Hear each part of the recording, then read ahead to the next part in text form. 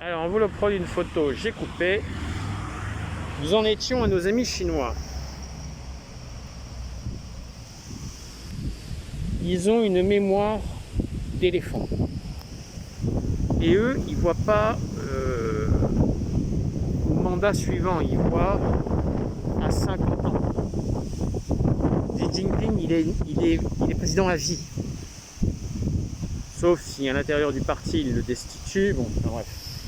Il y a quand même des rivalités dans le parti, on ne va pas se leurrer. Mais, en général, quand tu es arrivé à ce niveau de poste-là, tu t'accroches.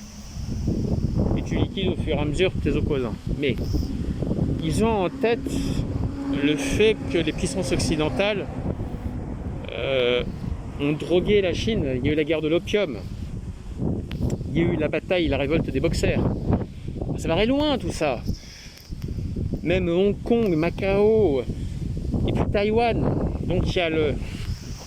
Même avec ce qui est arrivé pendant la Deuxième Guerre mondiale avec les Japonais.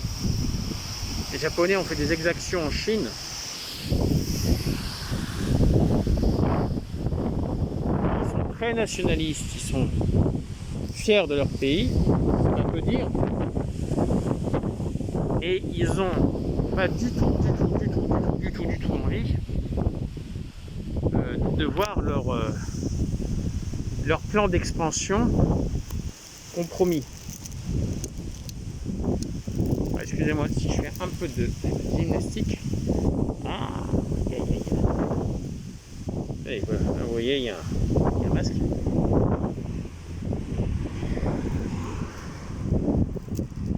Parce que c'est bien de sortir avec un masque, mais il faut avoir des masques de rechange quand même. Hein. Bon. Donc on va mettre, hop là. Ah oui. Je peux pas ouvrir les lunettes avec les dents. Ah merde.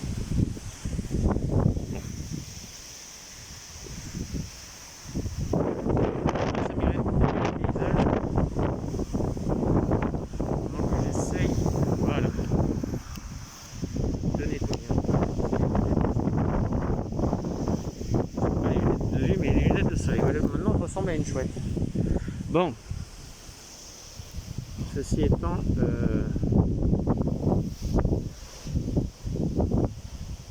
c'est assez chiant parce qu'il y a l'expulsion de l'air sur les lunettes, ça fait de la buée. Mais bon, on devrait y voir. Alors là, il y a les toilettes. Ils sont fermées. Elles sont neuves. Et depuis qu'ils les ont mis. Voilà. Les Chinois, oui, ils ont l'envie d'être la première puissance du monde. Ils ont envie de le moment à venir sur le leur.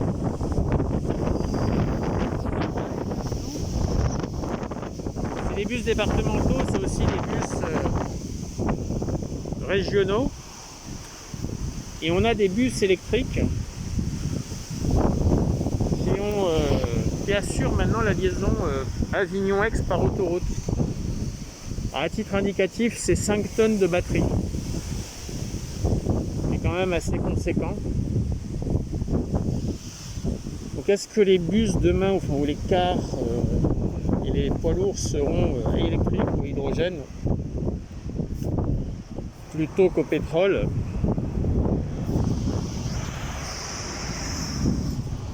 Alors là on a le bus articulé là, qui nous a coûté 650 000 €. Là on a l'ancienne Théâtre des Sources, qui est le siège actuel du Festival d'Avignon, Festival Off. Parce qu'il y a le IN, qui est le théâtre subventionné, qui est à la cour d'honneur, où chaque année ils nous font un véritable concours de... Plus ça vient, plus je te fais des spectacles merdiques.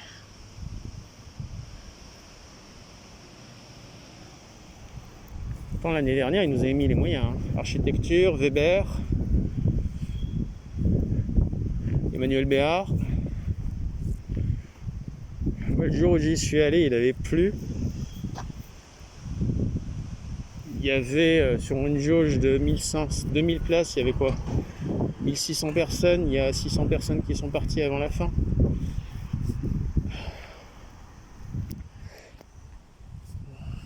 Alors là-bas, on va essayer de grossir, voilà.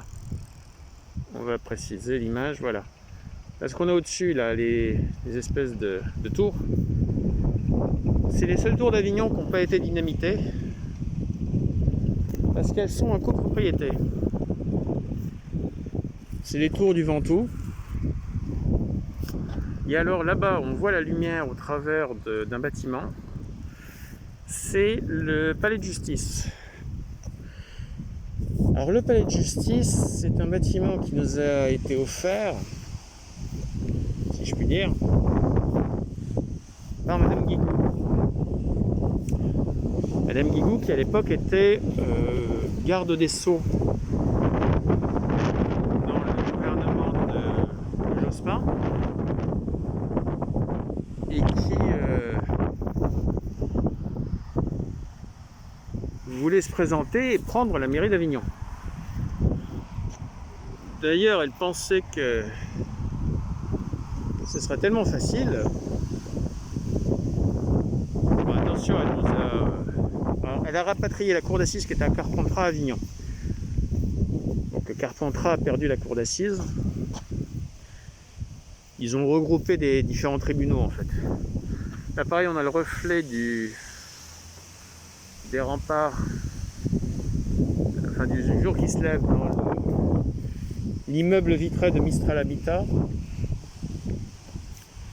Donc elle pensait que c'était facile et il y avait la pauvre maire d'Avignon, Madame Roy, qui était donnée pour maire perdante. Elle était perdante. Et pendant que donc Elisabeth Guigou n'a pas été élue maire d'Avignon, et pendant qu'elle était garde des Sceaux,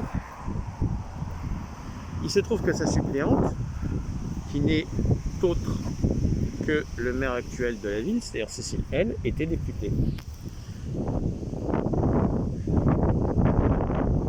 Alors pourquoi je parle de cet épisode? Pour une simple et bonne raison. L'élection du... Alors je tourne un peu parce que... Voilà, il y a des gens qui passent et... Comme la vidéo est destinée à être mise en ligne, moins on voit leur tronche, mieux on se porte. Bon. L'histoire d'Avignon et de ses maires, c'est un peu comme le Rhône et la Durance. C'est un peu passionnel. Et comme tout ce qui est passionnel, ils ne se font pas de cadeaux. Donc la petite histoire, enfin l'histoire a fait que Elisabeth Guigou n'a jamais été maire d'Avignon et que aujourd'hui, bon, on n'a pas le même type de bataille aujourd'hui, mais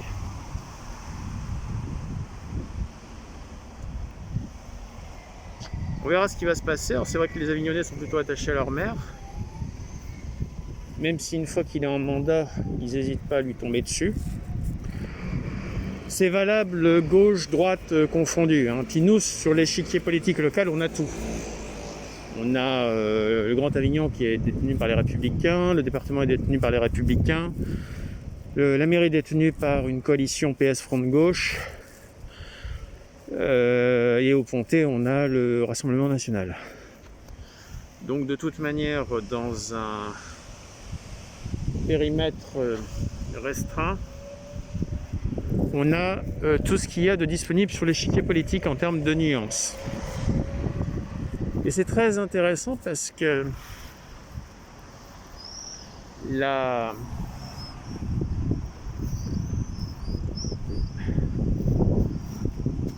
ville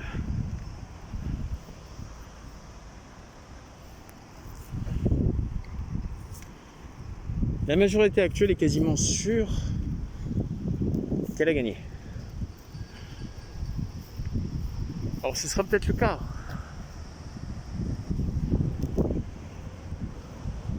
Les Avignonnais sont fidèles, mais ils n'aiment pas qu'on leur dise ce qu'ils ont à faire. Donc c'est pour ça que ce sera intéressant de voir. Alors là, on commence à avoir des voitures qui circulent.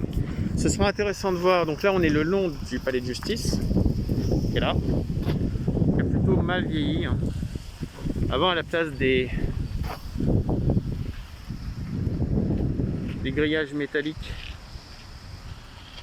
on avait des plaques en verre. Alors là, je vais voir si le long des pierres, je peux vous montrer. Voilà, ça par exemple. Vous voyez la croix là, c'est un peu comme pour Notre-Dame de Paris. Quand il taillait une pierre, il la poinçonnait. Et alors là, on voit qu'il y avait une espèce de cheminée. Donc il y a eu pendant un temps des maisons accolées le long des remparts. Le rempart faisant figure de mur de soutien pour les bâtiments.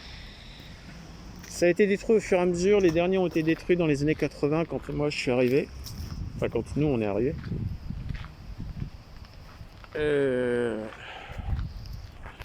On a des photos, on voit les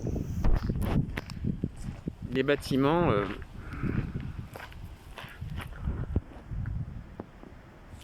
qui sont accolés au rempart.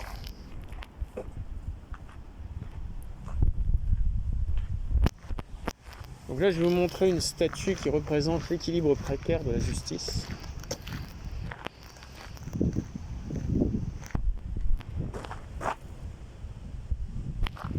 Estampillé CGT.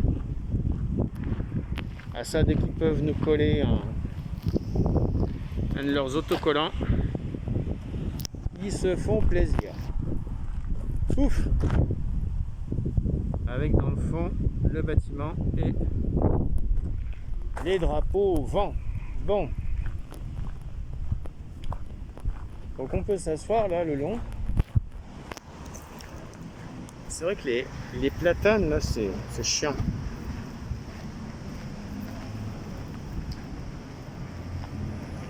Ça quand il y a le vent c'est le bordel.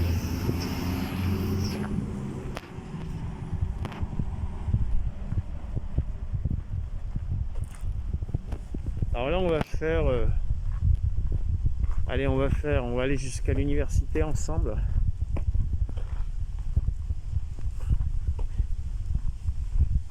Et après le reste du trajet je le ferai sans vous.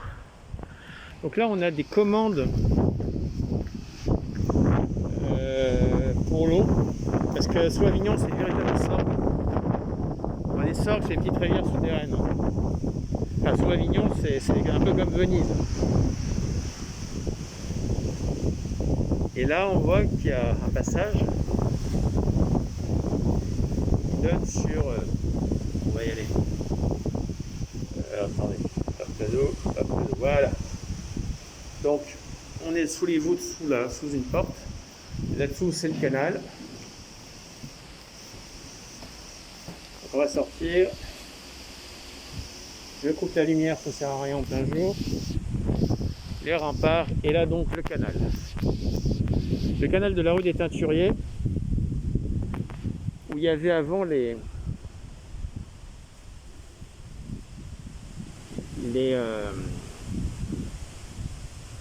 roues à eau pour la teinture des vêtements. Donc là le niveau est assez bas et avant il y avait des roues qui tournaient. On va repasser de l'autre côté.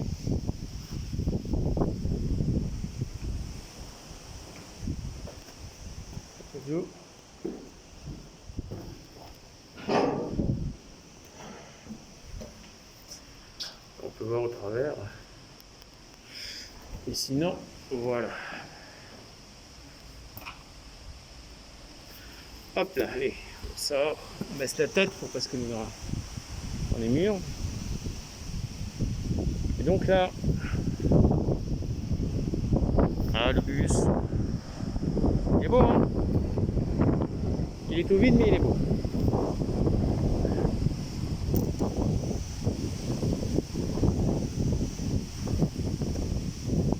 Alors là, on a un peu les herbes qui sont poussées avec les fleurs, mais dans quelques jours, ça va être fauché et donc il n'y aura plus rien.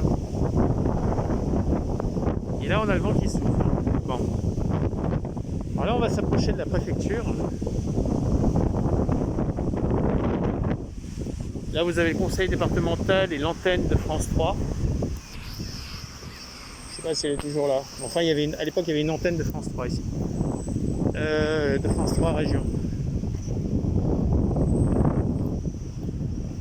Et ici, le matin, vous avez normalement, quand l'université est ouverte, parce que bien sûr, l'université fermée, ça fait 7000 personnes, enfin 7000 étudiants en moins.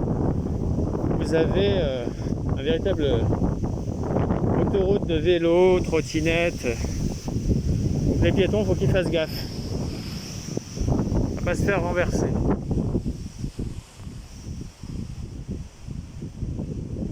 Sinon, c'est le tir aux pigeons. Les pigeons étant les piétons.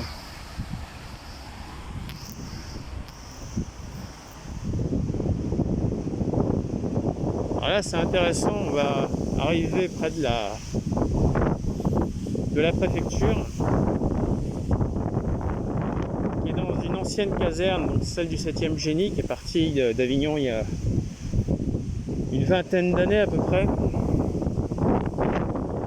Donc il y a une aile qui accueille la formation continue de l'université, et puis sinon on a sur les deux autres bâtiments, c'est la préfecture. Alors là, c'est par là où les véhicules rentrent. Avant, les véhicules sortaient par là. Le plan de circulation a été modifié au mois d'août. Et donc, maintenant, les voitures rentrent en centre-ville par là. Parce que ils se sont rendus compte que sur le tour de rempart, enfin en centre-ville, il y avait plus de véhicules qui passaient par le centre-ville chaque jour, c'est-à-dire 55 000, que sur la Rocade, qui est l'axe périphérique de la ville, sur lequel il y a 45 000 véhicules, dont énormément de circulation de transit. Vous avez 12 000 personnes à Avignon, vous n'avez pas 12 000 personnes qui ont une voiture en centre-ville, c'est faux. Et même les gens qui viennent bosser en centre-ville, ils laissent leur voiture à la périphérie. Donc voilà la préfecture qui se détache dans le soleil levant. Donc ça fait énormément de véhicules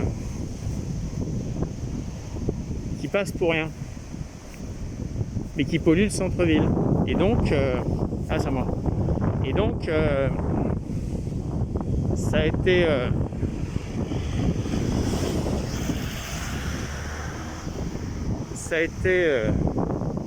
décidé de limiter au maximum la voiture. Donc si le maire actuel passe et qu'elle a le Grand Avignon, elle veut transformer Avignon en ville de vélo, c'est-à-dire le moins de véhicules possible. D'abord le centre-ville et après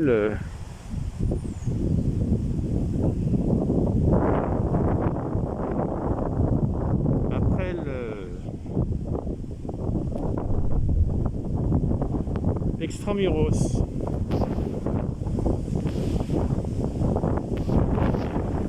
Donc voilà, on arrive à la préfecture avec un soleil levant. On va laisser passer le bus.